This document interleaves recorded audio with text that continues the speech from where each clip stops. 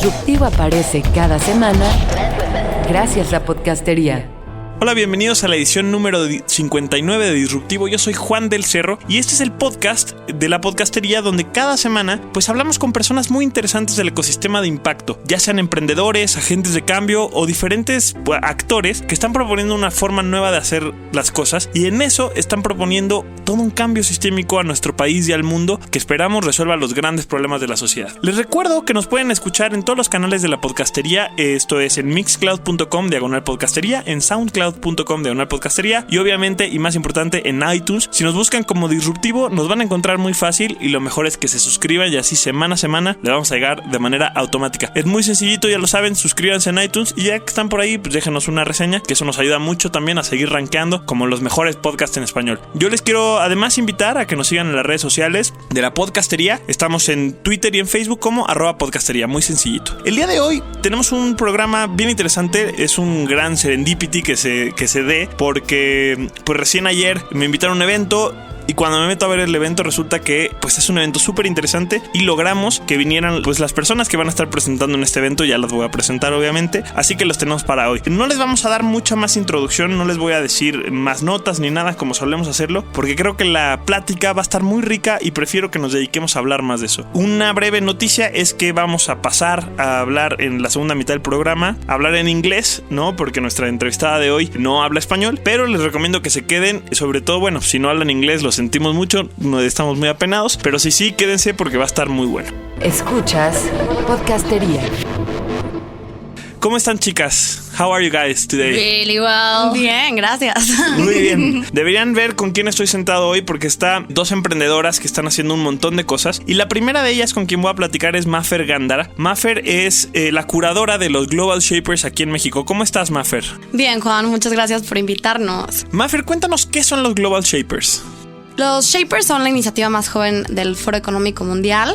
El Foro Económico es muy conocido por su gran evento anual que es Davos, ¿no? Pero el Foro Económico va mucho más allá. Y algo interesante es que los Global Shapers es su única comunidad independiente. Es una comunidad formada por hubs, que ahorita estaban diciendo que muy pronto van a hablar sobre eso. Y somos alrededor de 400 hubs en todo el mundo, formados por jóvenes que son súper talentosos, que tienen una trayectoria increíble, pero además que usan todo su talento y esa gran trayectoria que tienen para el beneficio de la sociedad a nivel local y a nivel global. ¿Cómo es prácticamente, digamos, en el día a día, cómo funciona esto? O sea, ¿cómo estos jóvenes talentosos usan eso para mejorar el mundo? Algo muy importante es que se sienten en la mesa de toma de decisiones de sus ciudades, de sus países, y es importante que se sientan con esa oportunidad de sentarse en mesas donde igual y los jóvenes no tienen papel, pero los shapers, ahora sí que estamos convencidos de que tenemos que estar, entonces tenemos que buscar como oportunidades para participar en la toma de decisiones. Mucho de esto es que participamos en los eventos del Foro Económico Mundial. Yo vengo regresando del World Economic Forum para Latinoamérica y el Caribe, que fue en Riviera Maya hace unas semanas, y lo que hicimos fue estar ahí, fuimos los que metimos ahora sí que la conversación, los temas difíciles, los que no nos da pena decir las cosas y los que de verdad estamos ahí porque queremos cambiar. Y hay veces que a los adultos o la gente ya más grande y que llevan un camino más recorrido necesitan como esos shapers para moverles un poco las cosas y que se decidan a que las cosas de verdad pueden cambiar. Es una instancia bien interesante pensar en que jóvenes de todo el mundo van a poder estar sentados con, como tú dices, los tomadores de decisiones. ¿Qué tipo de jóvenes pueden participar? ¿Tienes que ser de alguna carrera? ¿Tienes que ser emprendedor específicamente? ¿Hay algún perfil o todo mundo, o está abierto para todo mundo? Mira, un shaper es muy fácil, son personas de menos de 30 años y que tienen un perfil en donde ya han mostrado liderazgo y que también como desde muy jóvenes la gente los ha visto como unos futuros líderes, ¿no? Entonces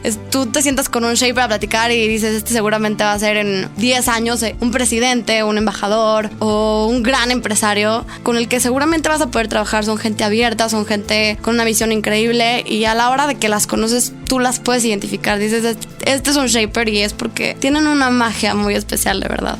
Oye, Mafer, tú fuiste la primera en empezar aquí el movimiento en México. Hoy, ¿cuántas personas de México son parte de los Global Shapers? Mira, Juan, tenemos hubs en Tijuana, en Puebla, en Morelia, en Cuernavaca, en el DF, en Monterrey y en Guadalajara. Entonces iniciamos el hub de Monterrey y el hub de Ciudad de México, y algo interesante es que se están empezando a sumar a los hubs de los Global Shapers ciudades más pequeñas. Incluso el Foro Económico Mundial no las tenía en el canal, como Morelia, y estamos expandiendo la comunidad a nivel nacional. Yo le calculo que cada cada hub tiene alrededor de 15 shapers. O sea, ya somos un buen grupo. Cada hub tiene proyectos de forma independiente y, por ejemplo, el de Tijuana ha tenido un gran impacto con proyectos con los migrantes de la frontera, el de Puebla con temas como de seguridad. Y aquí en el DF, pues algo que estamos empezando a iniciar es un poco compartir esta gran comunidad del Foro Económico Mundial con la gente que nos rodea. Sabemos que la comunidad de innovación y de emprendimiento en México está muy fuerte, pero creemos que los shapers podemos agregar algo que no está, que es como este valor global y experiencia de tantos shapers que hay alrededor del mundo, y no solo de los shapers, sino de la comunidad del Foro Económico Mundial, que está formada por otros grupos como son los Young Global Leaders, que hay muchos mexicanos muy brillantes que son parte, y también gente en todo el mundo que los podemos conectar con nuestros emprendedores, con nuestros innovadores.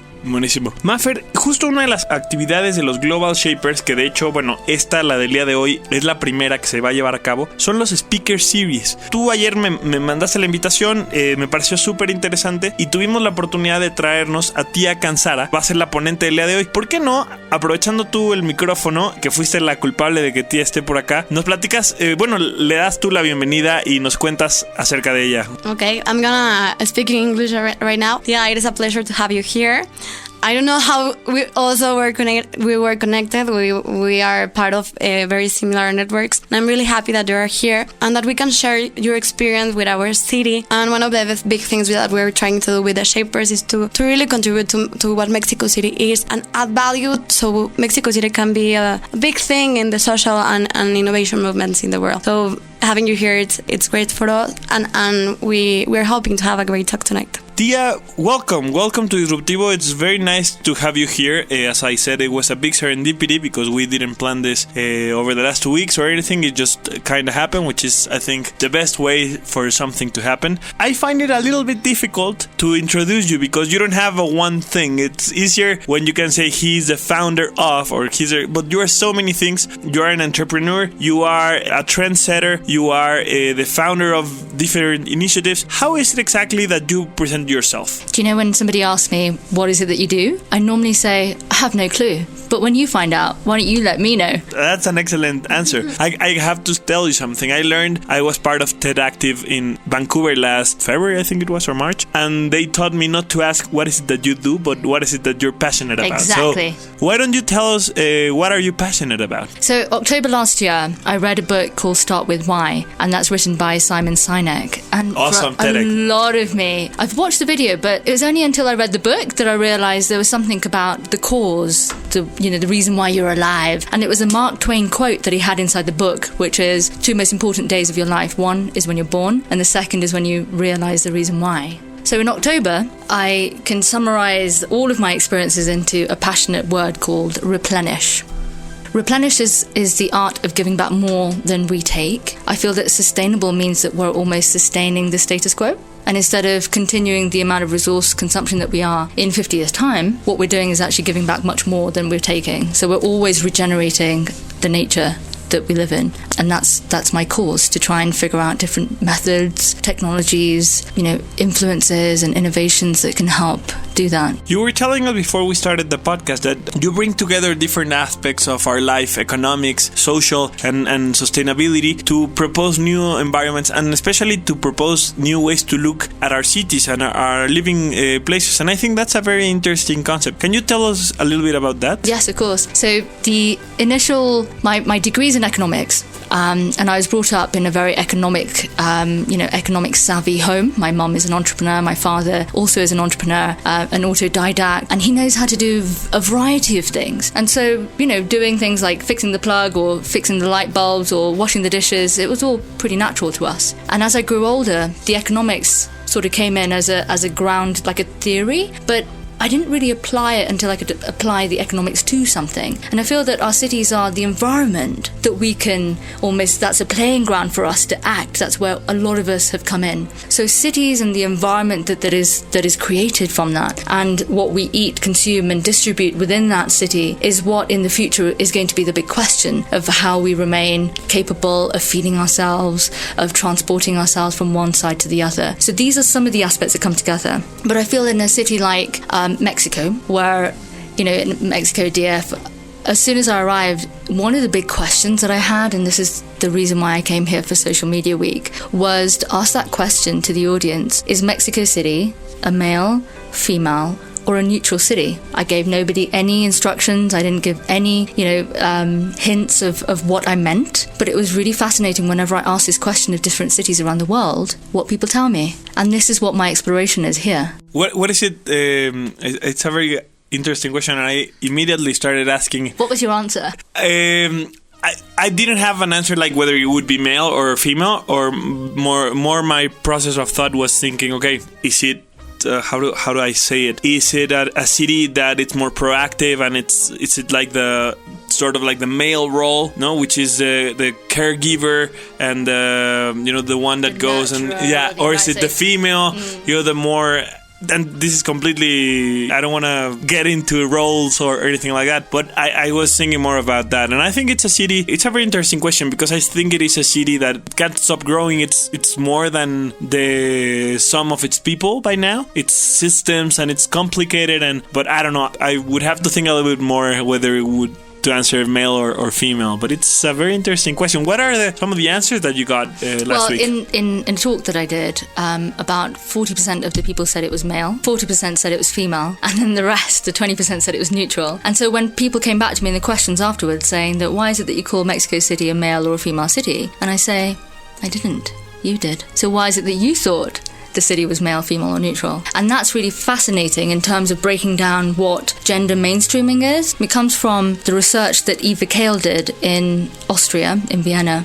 And at the time the city was quite it's a normal big city, capital city. And about 30 years ago they started to do some research on the life of women inside the city. And all they did was took a photographer, followed about 5 different profiles of women, different ages, one in a wheelchair, maybe one Turkish lady, and they just took photographs of a day in the life of a woman in Vienna. And this exhibition drew about 4,000 people, and the Urban Planning Council said, oh my God, wow. So that's how difficult a woman's life is, because she's taking a pram there, she's doing shopping here. And yes, there are some domestic roles that, women or males would be a little bit shy of suggesting, but there are certain aspects of the roles that we play, whether we're artists or creatives or skateboarders or whoever, that the city responds to our needs. And that was very interesting. And so taking out the gender of the city was the main purpose of making Vienna a safer place to live. Yeah, that's amazing. I think we've seen that struggle a lot and Mafra, I don't know if you want to be part of this conversation in this aspect, because we've seen a lot of changes in Mexico City in the last 10-15 years, and one of the biggest discussions is on the table right now is making the city safer and more egalitarian for women as well, because most opportunities, most spaces are not designed for women. In that sense, I guess it is much more a male city than a female city, and I think it is in the discussion on the table. But however, there are still a lot of challenges, for women in the city. I don't know, Mafra, if you want to add a little bit about your experience in the city, as a woman. I cannot talk on that behalf, but how about you? I used to live in Mexico City, and I moved to Monterrey just like 13 years ago. And I just came back 8 months ago, so I saw the difference in the city since I went to live in Monterrey. So when I came back, I feel it is I am single. I live in my own apartment, and I live in one of the main streets in the city. So I'm like inside the heart of the city, and I have been having a great experience doing that. So I don't feel like this city I don't belong to this. By the other side, I feel really free in the city, but there's still like the main things that you go in the streets and guys see you, and if you are too pretty one day, everyone will say things to you, and that's the only uncomfortable thing that it keeps going. And I say, like, one day when I'm president of Mexico, you will not do that. I do think that I think that's a very interesting thing, because it does show that Mexico has come a long way, to become a city, safer for everybody. There's still a long way to go, obviously, in a city of 30 plus million people. There are always going to be issues and problems. But I believe, if we're going to talk about the city, I do believe that we've come a long way in different things. For example, transportation. It's not solved on any level, but there are huge efforts, to improve transportation. For example, I remember about, was it like 6-7 years ago, the numbers were that less than 0.5% 0.1% of the people in Mexico City transported themselves in bikes, and the government's objective was to improve that and have at least 4% of the people moving bikes. And we've talked with a couple of entrepreneurs that are in the bike industry, and we've seen that grow a lot. I would like to ask you, Tia, what other characteristics have you found in Mexico in the last few days that you've been here that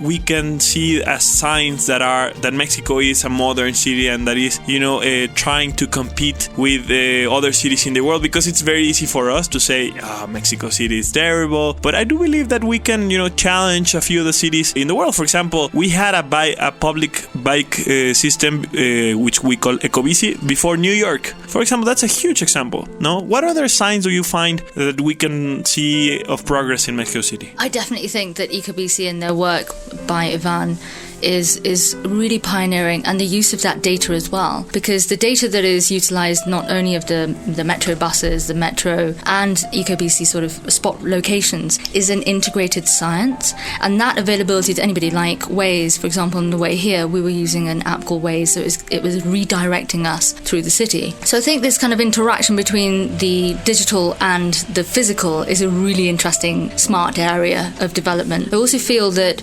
walking down the streets, I'm in Condesa, it is a safer environment. There is an interaction that I have with people walking down the street, and I feel safe. And I think what's happening is there are little pilot projects, like in Condesa, one of the main areas for Ecobici to sort of expand out. There are some, projects that kind of like straighten out the streets, to like lighten up the streets. It's a huge thing about light and invitation. If you're walking down the street and it's quite dark, so you're going to think twice about walking down the street. Or if you're walking down the street and the pavement is topsy-turvy, then you might trip over. So there is this interaction between the passenger, the kind of pedestrian, the cyclist, the motorist, and that is a really interesting time, kind of like an organized mess. But people know where they're going. They know where to take, for example, a taxi to get to the airport or whatever. On the urban, kind of like the built form aspects of it, it's a city with a lot of heritage. It's a city that has a lot of culture, and the marriage of the traditional and the modern you can see in the city. You can see the depth of the city. You can see people living the different kinds of cultures all in one place. And I think that cosmopolitan feel is something that's very inviting for somebody who has traveled around the world and is very sensitive to different locations and how welcoming they are. And I've only been welcomed in Mexico City. I think that's awesome. I think we're a very welcoming culture. We've always had people coming from different places. That's also part in our heritage, just like you said. Tia, we could talk about this for hours because I am very passionate about Mexico City. You are very passionate about urban design and sustainability and going even further than that. However, we are a very short podcast, and I don't want to finish our talk without talking about one of the initiatives that you have, which I find very interesting, which is the 1000 Network. What is it exactly, the 1000 Network? 1000 Network is a network of individuals that have started within the community below the age of 30 with the hope that when we come together, we make the world a better place. They're people who have high achievements, but they're matched with a serendipity or the flexibility of their life. They can talk the talk and they can walk it as well. And they're people who we legitimize within the community as people who have achieved something that is important to our futures, our joint future. So if you think in terms of spiral dynamics, they're the turquoise group. The unity of the group is what we curate. And of course, an individual, an entrepreneur is thinking in terms of themselves. But when they join the community, it's almost as if they merge into the community. And that kind of the accountability and the exchanges create the relationships rather than the transaction of a network. And that for us is our community. And you have a very wide community because I see, you talk about going from cooking molecular gastronomy to, building social businesses to, public policy making. So what kind of, for example, I don't know, tell us a couple of profiles of the people that you have in the 1000. So I have to say that one of the things that we have in the application is the wow factor, which is for us to inspire us.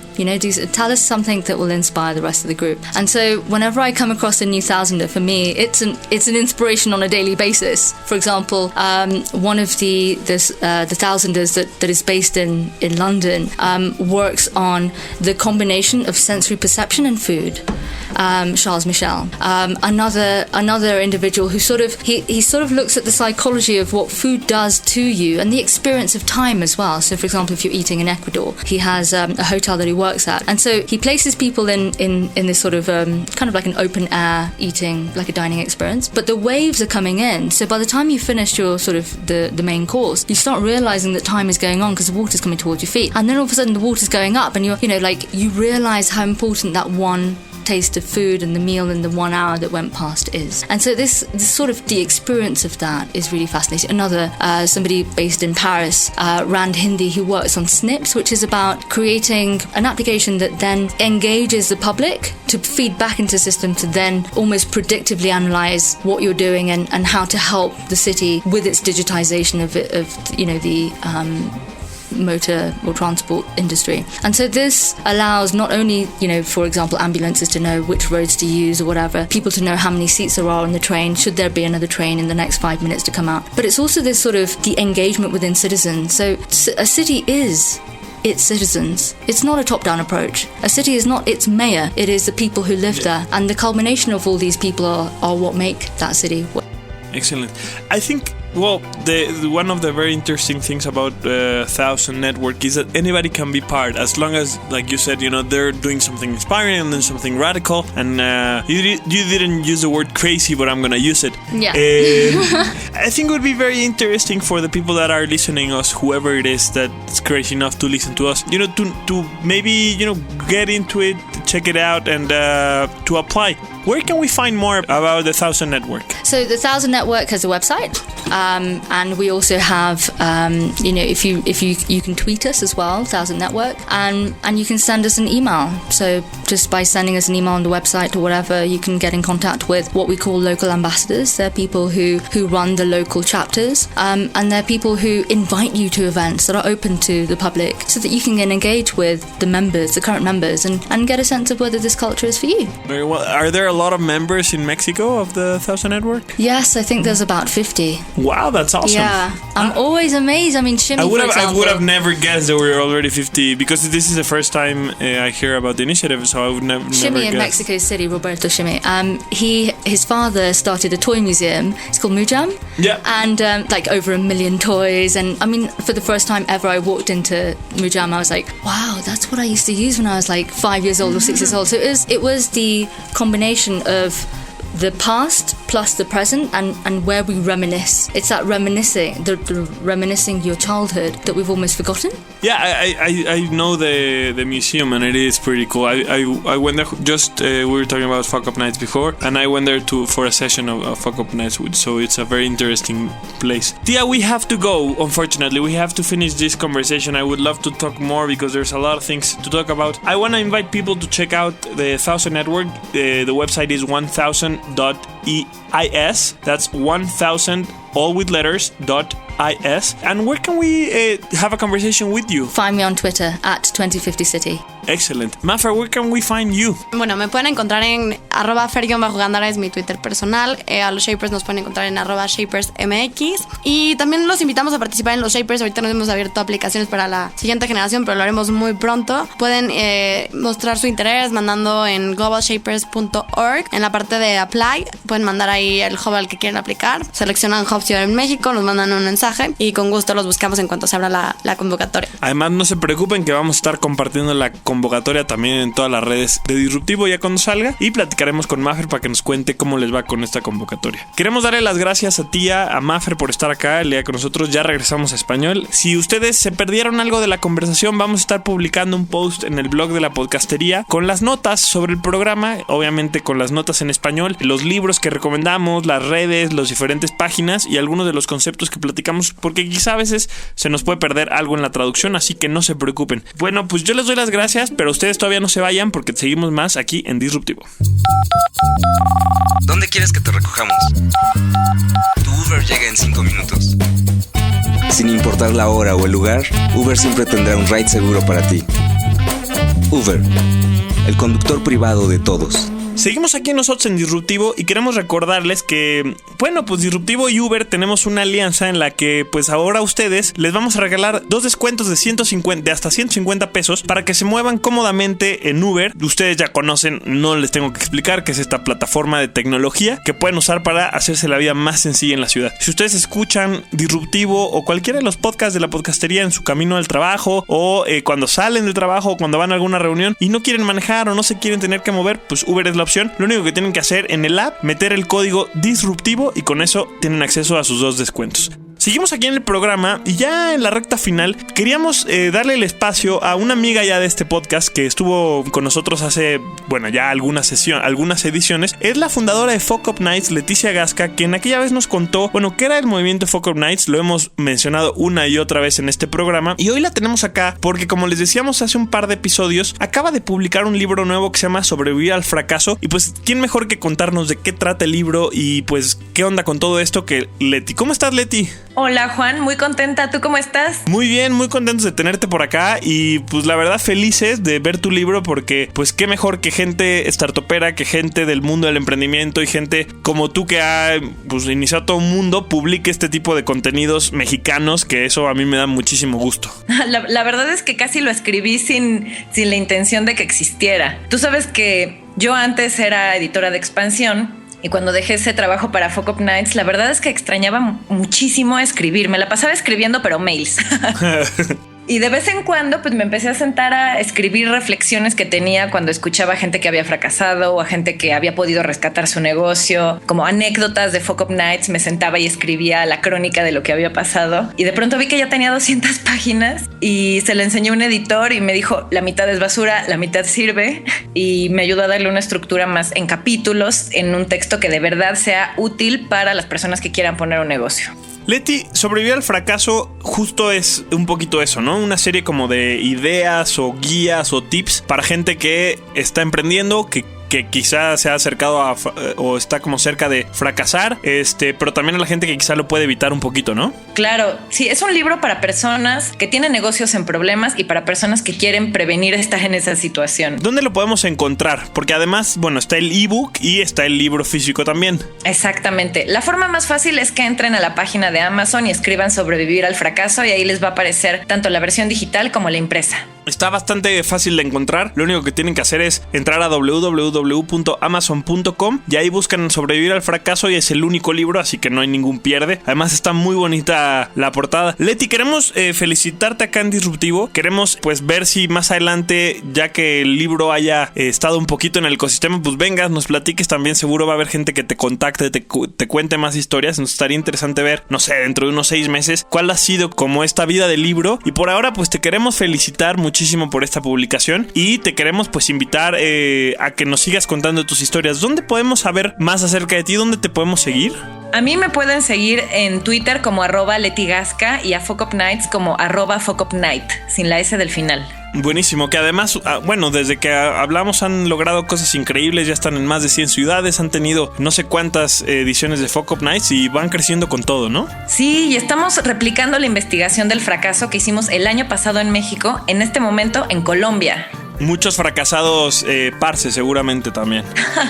Sí, estamos aprendiendo mucho. A finales del año descubriremos las causas más comunes del fracaso emprendedor en Colombia. Buenísimo. Muchísimas gracias, Leti. Queremos de nuevo felicitarte. Y pues seguimos en contacto para saber más de lo que andas haciendo con Fuck Up Nights. Gracias a ti, Juan. Hasta luego. Hasta luego. Encuentra todos nuestros programas como podcastería en iTunes.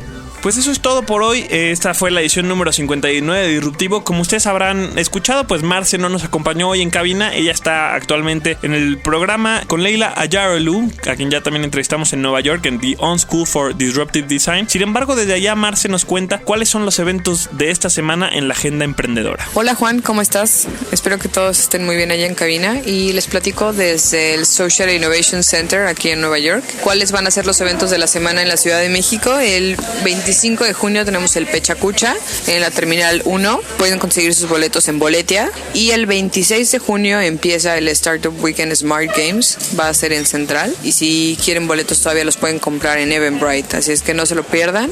Yo soy Marce Cetina. Pueden seguirme en @marcepatch por Twitter. Y en Facebook me encuentran como Marce Cetina. Gracias. Muchísimas gracias a Marce y pues muchísimas gracias a ustedes. Nos escuchamos la próxima semana. Les recuerdo que nos sigan en las redes de Disruptivo. Estamos en @DisruptivoMX en Twitter, en Facebook y en Google+. A mí me encuentran como @delcerrojuan en Twitter. Y pues sigamos la conversación por ahí. ¿Les pareció interesante esta historia? ¿Qué otras historias quieren escuchar? Díganos a través de todas las redes que hay: Podcastería, Disruptivo y las mías personales. Nos escuchamos la próxima semana. Hasta luego. Esta fue una presentación de Podcastería.